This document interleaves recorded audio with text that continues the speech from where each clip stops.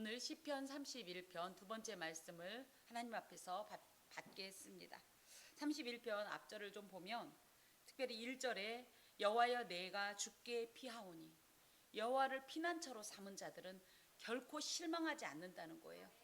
그렇기 때문에 그런 하나님의 이 완전하신 보호하심, 또 그 안전성을 절대적으로 신뢰하면서 나는 어떤 상황이 돼도 주님 앞에 나의 모든 삶을 내어 맡기겠습니다 하오니, 주님은 내게 귀를 기울여 들으시고 건지시고 또 견고한 바위와 구원하는 산성이 되옵소서 하면서, 주님은 내게 이런 분입니다. 나의 반석이시고 산성이십니다. 그리고 나를 인도하고 지도하시는 분이십니다. 이런 고백들을 계속적으로 하나님 앞에 드리고 있습니다. 그러면서 내가 나의 영을 주의 손에 부탁하면서 나는 우상 숭배와 같이 어리석은 거는 조금도 귀 기울이지 않았다는 거예요. 오직 하나님만 바랐다는 거예요. 하나님의 인자하심만이 나를 이 모든 환난 중에서 구원하시고, 우리 하나님만이 나의 이 모든 것을 보시고 아신 바 되실 뿐만 아니라 나를 구원하시는 분이시라는 거죠. 그런데 나는 이런 믿음의 고백을 드리지만 우리 그런 거 있죠. 기도하고 정말 은혜로 감동으로 눈물을 펑펑 흘리고 마음이 촉촉히 젖어서, 그죠? 내 영혼의 그 깊은 데서 하고 찬송을 딱 한 구절 하고 나면 딱 돌아보면 정신이 확 나는 거죠. 그러면서 어때요? 어떻게 하면 좋아? 예, 똑같은 거예요. 하나님 앞에 하나님만 바라볼 때는 우리가 믿음으로 아멘 아멘이 되는 거예요. 방금 전에도 우리가 찬송으로 고백한 것처럼 살든지 죽든지 주님, 나는 주님만 바라보겠습니다. 아멘. 그런데 눈 빡 뜨고 나면, 정신 반짝 나고 나면 어라, 이게 장난이 아닌 거죠. 지금 그런 내용들이 9절부터 쭉 나오는 거예요. 그래서 우리가 이런 모습을 통해서 아우 이 사람 믿음 좋대더니 별 볼 일 없네가 아니라 이게 우리 모습이에요. 그러면서 또 한 가지는 그런 믿음의 대가들도 이런 경험들이 있구나. 우리가 하나님 앞에 방금 전까지도 뜨거웠고 그 견고한 믿음을 고백했지만 우린 별 볼 일 없는 자고 모질이구나가 아니라 그런 중에도 이런 모습을 통해서 우리도 그럴 수 있구나라는, 저는 오히려 위안을 좀 받았으면 좋겠어요. 저는 성경이 귀한 것이 물론 하나님의 말씀이니까 너무 귀하지만 이 안에 순전히 성공한 이들의 얘기만 나왔다고 하면 저같이 마음이 삐딱한 사람들은 또 꼽거든요. 은근히. 그래서 그래 니들은 잘났어요, 난 그렇다 어쩔래, 이렇게 나올 수 있는데 성경은요 보면 볼수록 예수 외에는 거의 99%가 다 실패자들의 얘기예요. 많이 실패했어요. 우리가 지금 알고 있는 다윗도 얼마나 큰 실패를 했습니까? 저희보다 더 큰 상처를 받고 배신을 당하지 않았습니까? 우리가 믿음의 조상 아브라함이라고 하는 분 열어보니까 어때요? 100점 만점에 100점이에요? 아우 이런 남편이라고 그러면 저희는 다시 한번 생각해 봐야 되는 거 아니에요. 그렇죠? 그래서 저는 이런 신앙의 고백과 현실 사이의 이 괴리감, 그 간극으로 인하여서 고통스러워하는 것도 하나님 앞에 낱낱이 아를 수 있다. 그럼 우리 하나님께서 야 너 방금 믿음 좋게 얘기하던 이게 뭐냐가 너 믿음 가짜였냐 이게 아니라, 우리 하나님은 이 모든 것을 다 이해하세요. 아세요. 우리보다도 더 우리를 잘 아세요. 하나님 앞에 절대 안 그런 척, 나는 마음이 쓰리고 너무 아픈데 안 그런 척 주여 믿습니다만 하는 게 진짜 믿음은 아니에요. 진짜 믿음은 그분을 신뢰한다는 건 나의 모든 것을 내어드려도 부끄럽지 않은 거예요. 망설여지지 않는 거예요. 진짜 친한 사람한테는 어때요? 내 속 얘기를 다 하게 돼 있죠. 하나님하고 하나님께 믿음이 있다는 건 이런 친밀한 교제가 있다는 거라고 저는 생각해요. 그래서 여러분 하나님 앞에 이 사람 누구, 아까도 그러잖아요. 주님도 때로는 울기도 하셨다잖아요. 우리 예수님 울었다는 내용이 성경에 있어요 없어요? 처음 들었어요? 있어요. 응. 어머 주님도 별 볼 아니에요. 오히려 이런 걸 통해서 하나님과 이렇게 교제하는 거구나, 이렇게 기도하는 거구나, 이런 것까지도 얘기해도 되는 거구나, 우린 이렇게 교훈을 받을 수가 있습니다. 자, 그러면서 이제 쭉 보세요. 이 11절부터 보니까 이제 개인적으로도 지금 너무 괴롭고 병도 있고 또 11절에 보니까 가장 가까운 이들을 통해서 배신, 감정적인 상처, 인격적인 손상을 치명적으로 당했어요. 그래서 심지어 그 사람들이 12절에 보면 나를 투명 인간 취급했다는 거, 아는 척도 안 하고. 그래서 모든 관계가 단절되고 철저한 고독과 소외감 속에, 외면 속에, 부정 속에 살았다는 거죠. 그리고 그들이 가만히 있지 않고 어떻게 해요? 심지어 자기들끼리 나를 어떻게 하면 죽일까 하고 자기들끼리 악한 모의를 하는 그런 상황이라는 것을 하나님께 아뢰고 있습니다. 자, 14절 봅시다. 여호와여, 그러하여도 하나님, 나는 예를 들어 몸이 약해요. 나의 모든 관계는 끊어졌어요. 나를 실제적으로 미워하는 원수들이 있어요. 그들이 그냥 감정적으로만 미워하는 것이 아니라 실제적으로 나에게 위해를 강하려고 실제적인 힘으로 접근하고 있어요. 그런 상황이라 할지라도 나는 주께 의지하고 말하기를 주는 내 하나님이시라 하였나이다. 아까 얘기했어요. 은혜 속에서 고백했어요. 현실을 보니까 이건 아니었어요. 그렇지만 그럴지라도 나는 이 현실에 매몰되지 않고, 현실 때문에 낙담됐고, 현실 때문에 사실은 마음 약한 소리를 한 건 사실이에요. 믿음 없는 소리를 한 건 사실이에요. 그래도 다시 한번 신앙적인 어떤 이성을 되찾고, 하나님, 그럴지라도 나는 비록 지금은 내 눈에 보이지 않지만 이 현실에 매몰당하지 않고 나는 주님만 의지하겠습니다. 이런 고백을 하고 있습니다. 왜 그러냐 했더니 나는 주님을 절대적으로 신뢰하기 때문입니다. 당신은 약속한 것을 반드시 지키는 분이고 변하지 아니하시는 영원한 분이시기 때문입니다. 또 하나님과 나 사이엔 이런 일로 인해서 끊어질 그런 사이가 아닙니다. 하나님과 나의 이 친밀한 인격적 관계는 그 어떤 것으로도 끊어질 수 없는 관계라는 것을 나는 확신하기 때문에 제가 왕왕 그런 말씀드리죠. 하나님을 오해하지 마세요. 하나님을 오해하지 마세요. 우리가 볼 땐 전혀 우리가 기도하는 내용이 응답되지 않는 것 같으니까 어떻게 생각하냐면 우리 보이는 대로 판단해요. 뭐라고요? 하나님 내 기도 안 들어주셨다. 그런 거 없다 그랬어요. 아주 작은 신음에도 귀를 기울이시는 하나님이에요. 근데 우리가 보니까 뭐 들어줬으면 뭔가 있어야 될 거 아니야. 자, 때로는 하나님께서 일방적이고 또 단도직입적으로 일하실 때가 있어요. 그런데 상당한 부분은요, 이 모든 일에는 과정을 필요로 해요. 이 과정이 하나님 때문에, 하나님이 야, 나 이거 이 순서 지키지 않으면 일 못해 해서가 아니라 저희 때문에 과정을 필요로 해요. 저희는 이 과정 속에서 우리의 믿음도 연단받고요, 또 믿음의 훈련을 통해서 믿음이 더 견고해지고요, 무엇보다도 이 과정을 그냥 보내지 않고 저희가 꼭 이 소원을 이루어야 되기 때문에 어떻게 하죠? 눈물로 하나님 앞에 간구하죠. 그러면서 기도 응답이라는 놀라운 어떤 선물을 간구하면서 받게 돼요. 그냥 가만히 있다 받은 것과 몸부림치면서 힘을 쓰면서 받은 건 달라요. 그러면서 오히려 이런 걸 통해 저희가 딱 하나의 영적 어떤 루틴이라고 그럴까? 요게 원리. 그래서 와, 요렇게 하고 요렇게 돼서 지금 이렇게 되는구나. 하나님은 일하지 않는 것이 아니에요. 지금은 하나님께서 일하시는 과정이에요. 반드시 이 과정이 완성이 되면 우리에게는 놀라운, 생각할 수도 없었던 결과가 임하는 것입니다.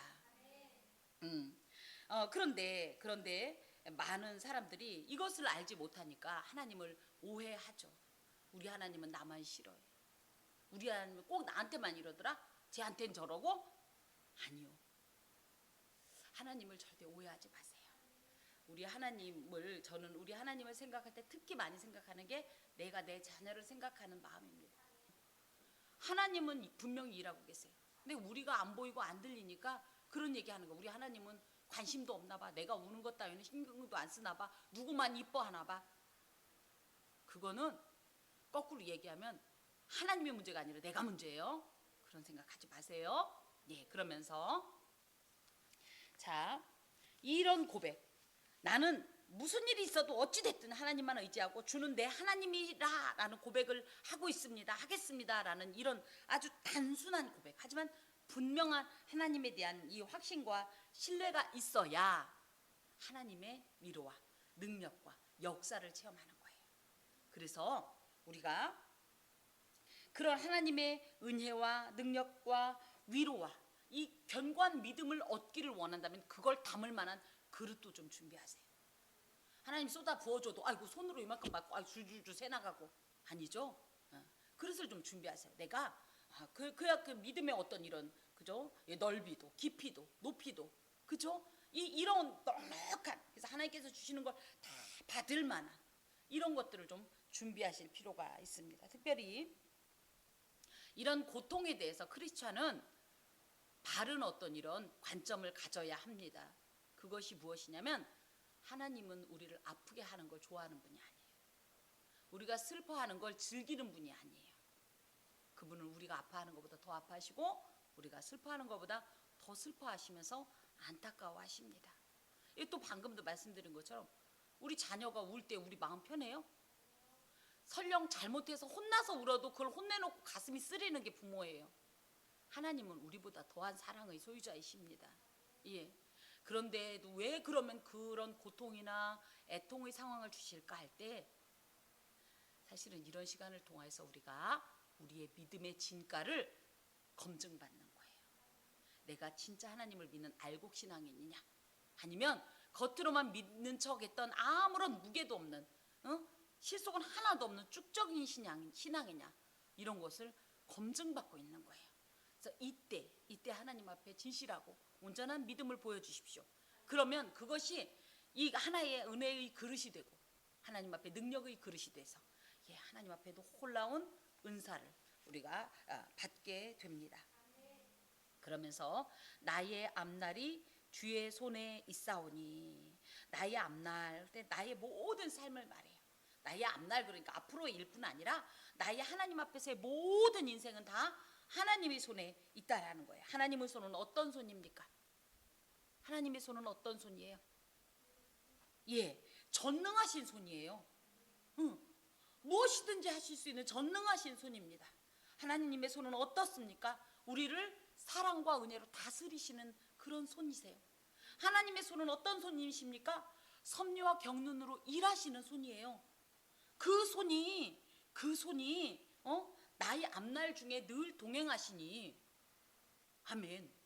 전능하신 하나님이 위로자가 또 뭡니까? 사랑과 은혜로 베푸시는 이 다스리시는 분이 이 섭리자가 나의 전 인생 속에 있는데 내가 이 내 원수들과 나를 핍박하는 자들에게 뭘 그렇게 지금 위축될 거냐. 특히 보면 주의 손이 있고 내 이 원수들과 나를 핍박하는 자들의 손이 있어요. 이 두 개의 손을 비교해 봅시다.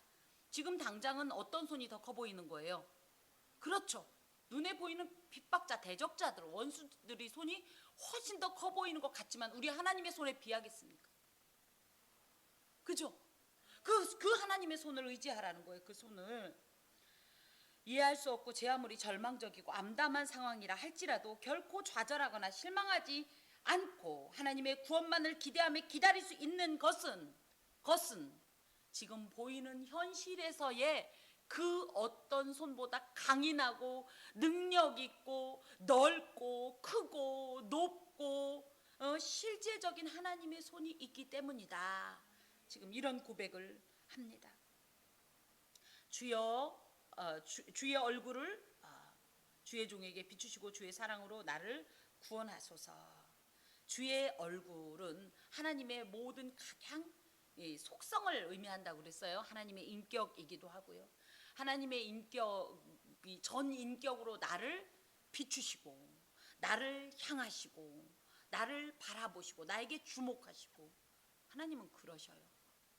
제가 늘 엎드려 울던 그 지하 예배실이 있어요. 문을 탁 열었는데 왈칵 하고 이게 올라오는 거예요. 그냥 서서 신발도 못 벗고 한참을 울었어요. 물론 개인적으로 지난 세월에 참 고생도 많았다 싶었어요.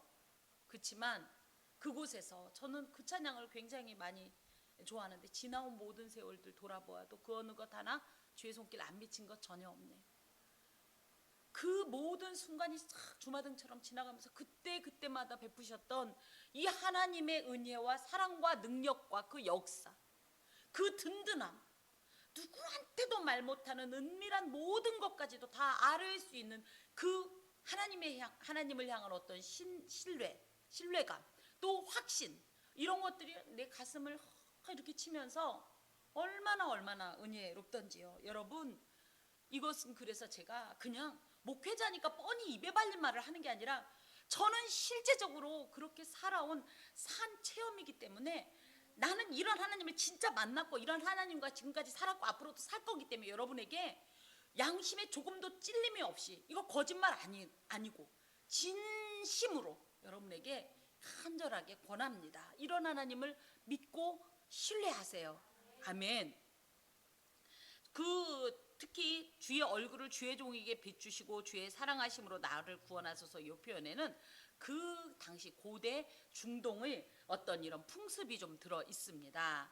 여기에 이제 주의 얼굴 할 때 주는 주인을 말하고요, 주의 종은 나를 의미한다고 할 때, 그때 당시 이 고대 중동에서 주인과 종의 언약 관계, 이제 계약 관계는 어떤 관계였냐면, 일단 당연히 종은 주인에게 충성을 다하고 최선을 다해야 되는 거 맞아요. 그러면 주인은 아무 할 일이 없냐? 그렇지 않아요. 주인은 어떻게 하냐면 이 종의 모든 기초 생활과 안전을 보장해 줍니다. 그래서 적어도 자신을 섬기는 한에서는 그 모든 삶을 책임져 주는 것이 그 당시에 이 주종 관계에 있어서 이 계약 내용이었어요. 그렇기 때문에 이 얘기는 무슨 얘기냐? 당신은 나의 주인이시고 나는 당신의 종이오니 당신께서 나의 모든 삶을 책임져 주시고 나의 안전을 보장해 주십시오. 이런 고백이에요. 그러므로 말미암아 나에게 이제 결과적으로 뭐가 있냐 할 때, 나는 구원을 얻습니다. 나는 그 주의 그 주님의 얼굴, 또 그 종에게 행하신 어떤 이런 언약의 책임 등을 이행하시는 이것으로 인하여서 마침내 나는 구원을 얻습니다. 그런데 일반적인 주종 관계는 어때요? 일을 시키고 그거에 따른 어떤 대가로만 이렇게 그죠? 주고받는다면, 하나님은 그것은 당연하고 거기에 뭘 주시냐니까 사랑을 주신대요. 하나님 사랑 가볍게 여기지 마세요. 그 사랑은요 무조건적이에요. 이게 무조건적이라고 하니까 그냥 늘 듣던 얘기니까 할지 모르지만요, 이 무조건적인 사랑이라는 건요, 누구 말만 따라 사랑한다는데 무슨 말을 더 하겠습니까?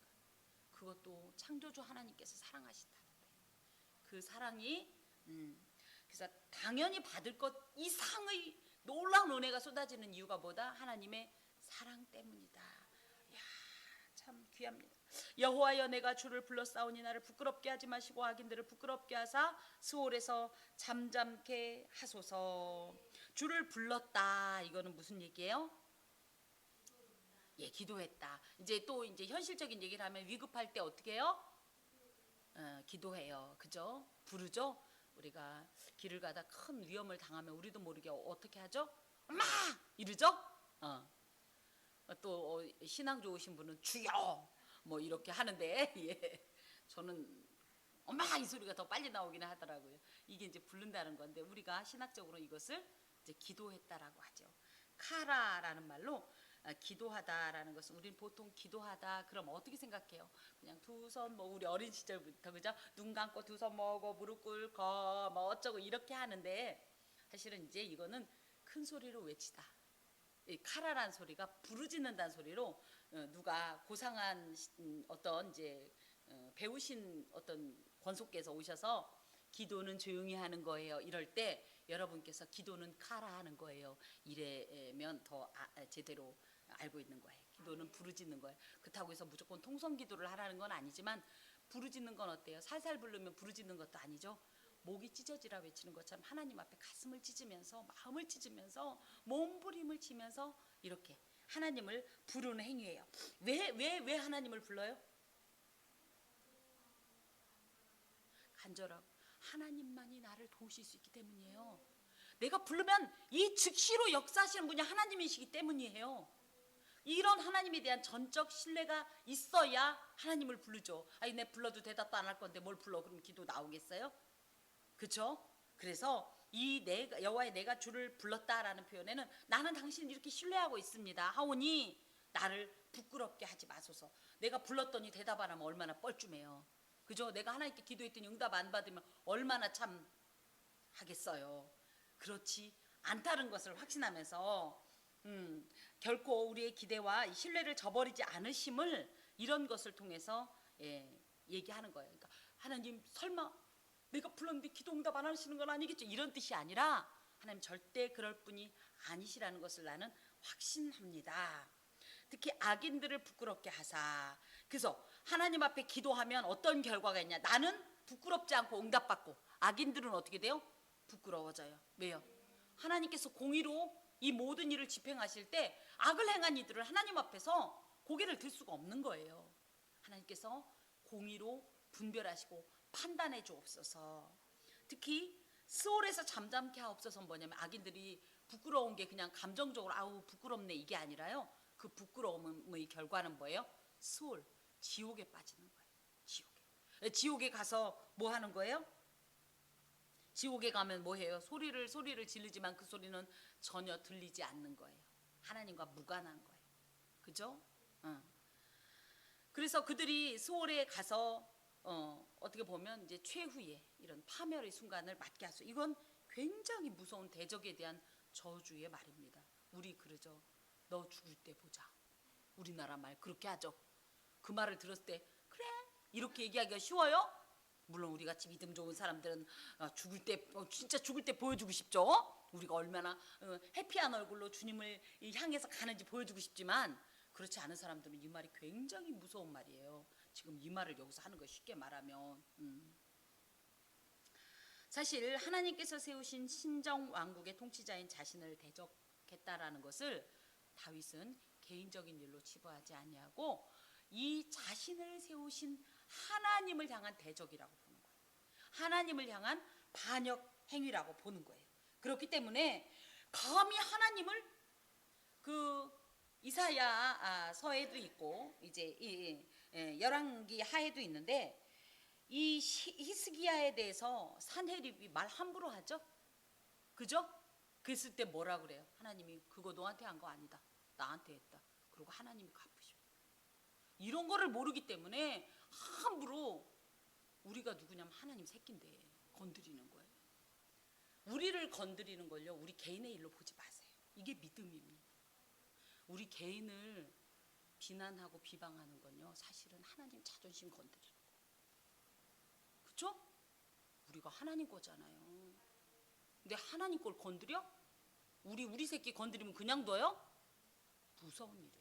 그래서 이런 비밀을 안다면 우리 또한 형제에 대해서 함부로 말하면 안 되고 또 그들이 우리에게 함부로 행할 때 억울해하지 마세요. 속으로 생각하세요. 너 조금만 더 해라. 이제 우리 아빠 움직인다. 너 큰일 나겠네. 오히려 그런 이들을 위해 중보해줘야 돼요. 미리 오히려 불쌍히 여겨줘야 돼요. 억울해하지 마시고. 이게 영적인 어떤 이런 원리입니다. 그게 이제 18절에 교만하고 완악한 말로 무례히 의인을 치는 거짓 입술이 말 못하는 자 되게 하소서. 그래서 실제로 그 산헤립이 나중에 완전히 패망하죠. 예. 자 19절부터 주를 두려워하는 자를 위하여 쌓아두신 은혜 곧 주께 피하는 자를 위하여 인생 앞에 베푸신 은혜가 어찌 그리 큰지요. 여기서 주님을 두려워한다라는 것은 하나님을 무서워한다는 뜻이 아니에요. 야레라는 말은 경외한다는 뜻이에요. 저는 우리 하나님이 너무 좋지만 한편으론 너무 두려워요. 왜요? 내가 하나님 앞에 온전치 못하니까. 이 공의의 하나님을 인식하는 사람들이 주님을 두려워하는 자예요. 주님이 무서우니까 우리는 죄를 함부로 지을 수 없어요. 죄 지으면 얼마나 편하게요. 얼마나 정말 속이 후련하게요. 그죠? 하고 싶은 말 딱 하면 되고 내 감정풀이 다 해도 되고 막 이래도 되는데 그럴 수 없는 게 왜? 우리 하나님의 공의로운 그 판단을 우리는 알기 때문이에요. 그렇게 하나님을 야래 두려워하는 자, 또 죽게 피하는 자. 죽게 피한다라는 것은 아까 여기 1절에 있는 것처럼 전적으로 하나님께 모든 걸 맡기고 하나님을 피난처로 삼고 그렇게 하나님 앞에서 사는 그런 인생들 앞에 쌓아두셨다. 그만큼 복되다는 거예요. 하나님을 두려움으로 내가 스스로 죄를 거부하고 죄를 외면하고 죄와 단절되어 살아가려고 하는 이들을 위해서 하나님은 어떻게 하신다? 복을 주시는데 그 복이 그 은혜가 어느 정도면 쌓아놓은 정도라는 거예요. 또 그 인생 앞엔 하나님은 절대 빈손으로 가지 않게 하시고 은혜를 베풀어 주시는 것인데 그것이 측량할 수가 없을 정도다. 하나님께서는 우리가 어떤 모진 고통을 당할 때에 그 모든 과정을 살피고 계셔요. 그 모든 과정이 우리가 볼 때는 하나님이 유기하는 것 같고 혹은 방임하는 것 같을지 모르겠지만 오히려 하나님은요 그 오래 참으심, 악인에게조차도 오래 참으심으로 다만 그 과정을 살피실 뿐이지 모르시거나 모른 척하지 않으세요. 사실은 또 그냥 지나가지도 않으세요. 그런 어떤 하나님 앞에서의 시간을 그 섭리를 우리가 믿음으로 받아들인다면 지금 당장 보이는 어떤 이런 세상 속에서도 보이지 않는 하나님의 과정을 볼 수가 있습니다. 그 과정을 보기 때문에 우리가 지금 당장 눈앞에 있는 실망스러운 일에도 낭망하지 않을 수 있는 거예요. 자, 주께서 그들을 주의 은밀한 곳에 숨기사 사람의 꾀에서 벗어나게 하시고 비밀히 장막에 감추사 말다툼에서 면하게 하시리이다. 이 그들이 누구냐? 이 그들이 주를 두려워하는 자, 또 주께 피하는 자들을 의미합니다. 그래서 하나님께서는 그들을 어떻게 은밀한 곳에 숨기사, 그래서 바위 틈에 숨긴다는 표현 우리 이제 391장에 있는데, 또 사람의 이런 꽤 방금 그런 내용이 어디에 나왔었냐면 13절에 보니까 그들이 나를 치려고 함께 의논할 때 내 생명을 빼앗기로 꾀하였나이다. 그래서 사람들이 자기들끼리 악의로 이런 악한 일을 도모하는 것에서 하나님께서 오히려 벗어날 수 있도록 놀랍게 역사하신다는 거예요. 또 비밀이 장막에 감추사, 이제 같은 말씀이긴 한데 특히 장막이라고 할 때 하나님의 처소를 말해요. 하나님의 처소에 들어가면 어떤 악한 것이 감히 하나님의 처소에 침입할 수가 없는 거예요. 그 정도로 완전하고 안전한 곳이에요. 자, 또 말다툼에서 면하게 하시리이다. 하나님께서는 철저히 이 성도를 보호해 주신다는 거죠. 그러면서 성도는 보호하시고 그렇지만 자 봅시다. 그렇게 성도는 철저히 보호하지만 이제 21절 봅시다. 여호와를 찬송할지어다 견고한 성에서 그의 놀라운 사랑을 내게 보이셨음이로다. 방금 이제 우리가 20절에 봤던 이런 내용과 함께 이해할 수 있습니다. 그리고 22절에 내가 놀라서 말하기를 주의 목전에서 끊어졌다 하였사오나 내가 주께 부르짖을 때 주께서 나의 간구하는 소리를 들으셨나이다. 이런 하나님의 놀라운 역사가 있다면 23절 너희 모든 성도들아 여호와를 사랑하라. 여호와께서 진실한 자를 보호하시고 교만하게 행하는 자에게 엄중히 갚으시느니라. 그래서 하나님 앞에 교만한 자는 누구냐면요, 하나님 앞에 대적하는 존재예요. 하나님 앞에 대적하는 것이 여기서 갑자기 야 하나님 내려와요 한판 뜹시다 이런 대적이 아니라요, 하나님의 주권, 하나님의 다스림, 하나님의 백성을 건드리는 것들도 다 교만한 거예요. 하나님의 질서, 하나님의 다스림을 반대하는 행동이거든요. 그런 자들은 어떻게 하시냐면 엄중히, 이거는 예테르라는 말로 오히려 부족한 것이 아니라 초과한다는 뜻을 갖고 있대요. 초과, 넘쳐버릴 정도로 갚아주실 때 엄중히 갚아주신다니까 엄격하게 이런 뜻이 아니라 오히려 사실은 우리 하나님은 요만큼 했으면 요만큼만 갚는 줄 알았더니 교만히 행하는 자들에겐 요만큼 행했어도 이것만큼이나 갚으신다는 뜻이 엄중이란 뜻이에요. 우리 어떤 억울한 일을 당하면 내가 당한 만큼만 갚아주면 속이 시원해요, 안 시원해요? 조금 더 해줘야 속이 후련하잖아요, 그렇죠? 그래서 맨 마지막에 촌철살인을 날려서 그가 다시는 말대꾸 못하도록 그렇게 하는, 그게 이제 속이 후련한 건데 우리 그렇게 안 해도 돼요. 우리 하나님은 너무 공정하셔서 딱 이만큼만 해주시겠지, 이게 아니래요. 여기 나왔어요. 이 엄중이란 뜻이 뭐라고요? 넘치도록이란 뜻이래요. 그러니까 우리 속 그렇게 안 끌어도 돼요. 억울하지 않아도 돼요. 하나님께서 넘치도록 갚으신대요. 이 갚으신다라는 표현은 샬람이란 말로 보응한다는 뜻인데요. 인간의 눈에는 때로 악인이 잘되면 형통하는 것 같이 보일지 모르지만 공의롭고 진실한 하나님께서는 악인들에 대해서 반드시 심판하시고, 오히려 우리가 너무 그가 철저하게 파멸당하는 것 때문에 안쓰러울 정도로, 근데 그게 하나님의 어떤 감정적인 것이 아니라 사실 공의로운 판단의 기초에서 하나님께서 최종적으로 갚으신다는 뜻을 가지고 있습니다. 그러면서 여호와를 바라는 자 너희들아 강하고 담대하라. 고난의 때에 취할 바른 자세로 신앙인이라 할지라도 환난이나 절망적인 상황이 되면 얼마든지 연약해질 수 있어요. 사실 본 시편에도 그런 내용이 나오잖아요. 그러므로 그럴 때에 우리가 진짜 가져야 될 마음이 뭐냐면 바로 강하고 담대한 마음이에요. 누구 때문에?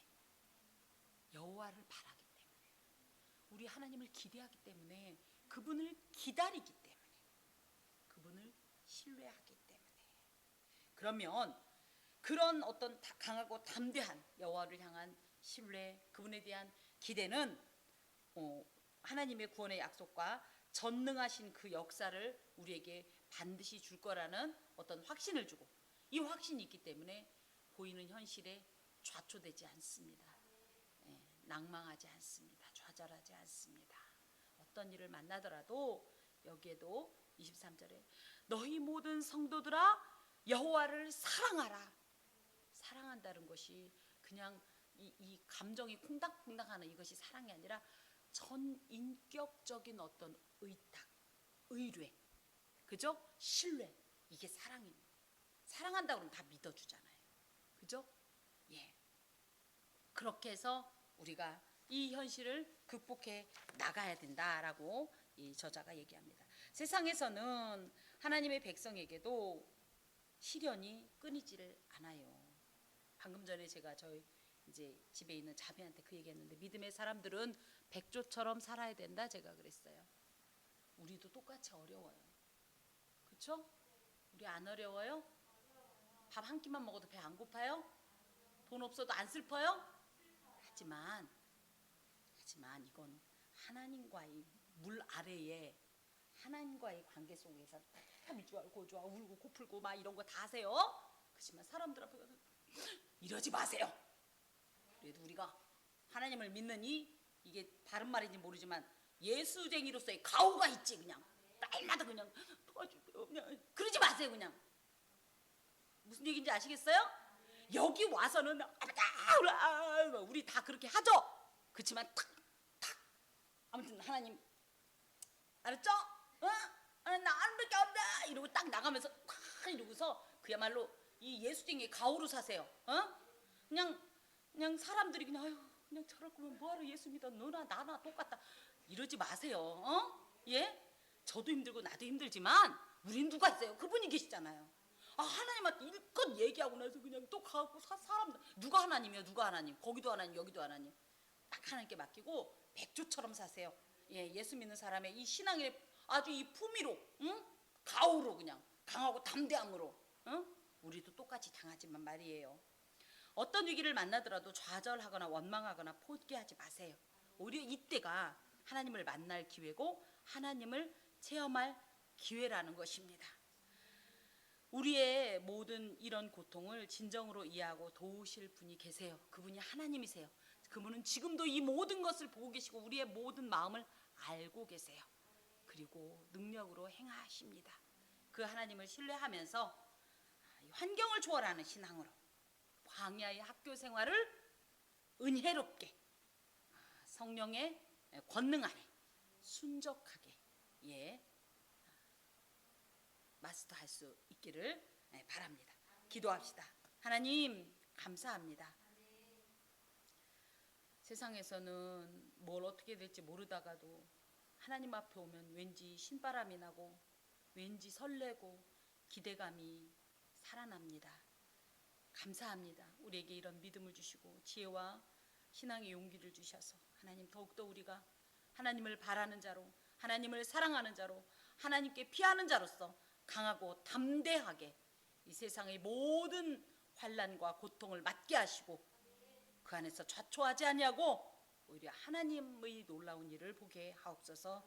예수 그리스도의 이름으로 기도하오며 여호와는 내게 복을 주시고 너를 지키시기를 원하며 여호와는 그의 얼굴을 내게 비추사 은혜 베푸시기를 원하며 여호와는 그 얼굴을 내게로 향하여 드사 평강 주시기를 원하노라. 아멘.